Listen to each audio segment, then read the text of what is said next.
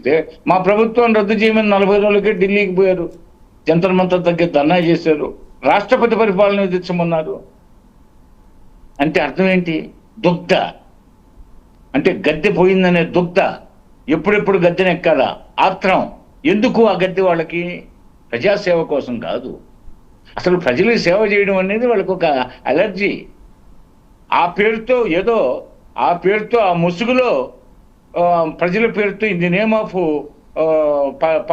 Public మేము ఈ కార్యక్రమాలు చేస్తున్నాం అనిపిస్తూ 10% దానికి సమయం కేటాయించి మిగిలిన 90% సమయాన్ని 50-50గా సగం కేసులకి సగం అవినీతిని ప్రోత్సహించడానికి వాళ్ళ కాలక్షేపం చేశారు ఈ 5 ఏళ్ళు.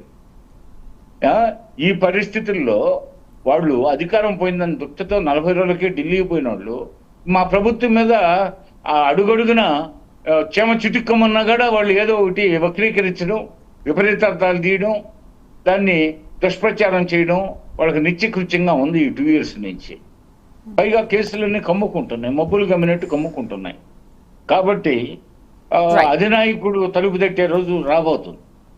మిగతా అనేక మంది కీలక వ్యక్తులు ఈ జిల్లాల్లో బడా నాయకులుగా చలామణి అయిన వాళ్ళు, తిమింగళాలుగా చలామణి అయిన వాళ్ళంతా చాలా మంది త్వరలో శ్రీకృష్ణ జన్మస్థలానికి పోవాల్సిన పరిస్థితులు రాబోతున్నాయి.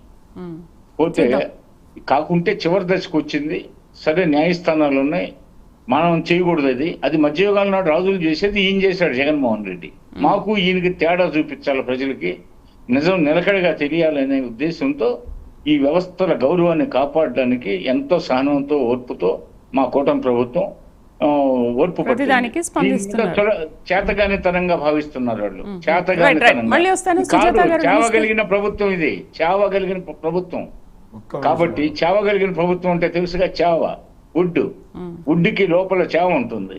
ఆ చావ ఉంటేనే మనకి ఆ వుడ్ స్ట్రాంగ్ అని అర్థం. అలాంటి గవర్నమెంట్ ఇది. కాబట్టి మీరు అనుకున్నట్టు వాళ్ళ ట్రాప్ లో అది ముగించనియండి. వాళ్ళ ట్రాప్ లోకి మేము రావట్లే. వాళ్ళు మమ్మల్ని ట్రాప్ చేయాలని చూస్తున్నారు. అలాంటి మాటలు మాట్లాడలేదు.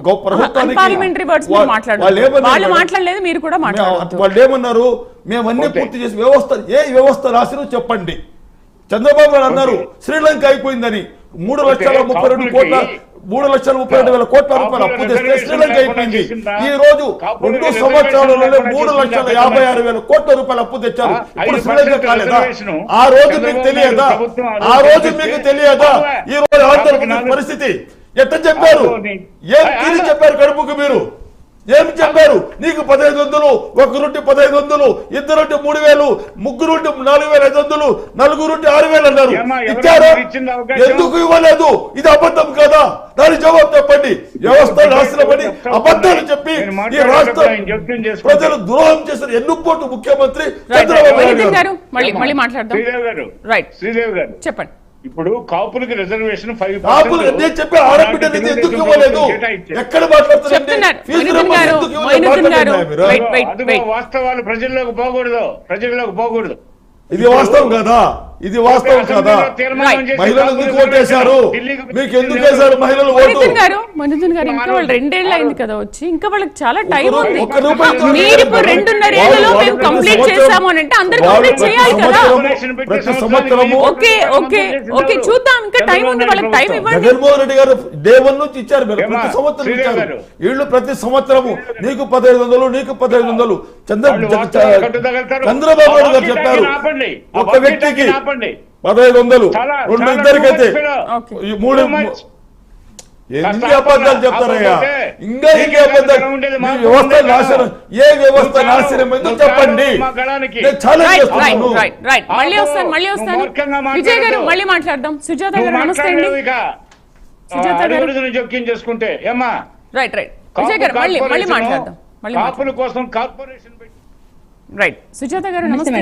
సుజాత గారు, వైసీపీ ప్రొవొకేషన్ కు అసలు కూటమి ఓవర్ గా రియాక్ట్ అవుతుందనే విమర్శల పైన మీ కౌంటర్ ఏంటి? మీరేమంటారు? నిజంగా ఓవర్ గా రియాక్ట్ అవుతుందా కూటమి ప్రభుత్వం? సుజాత గారు.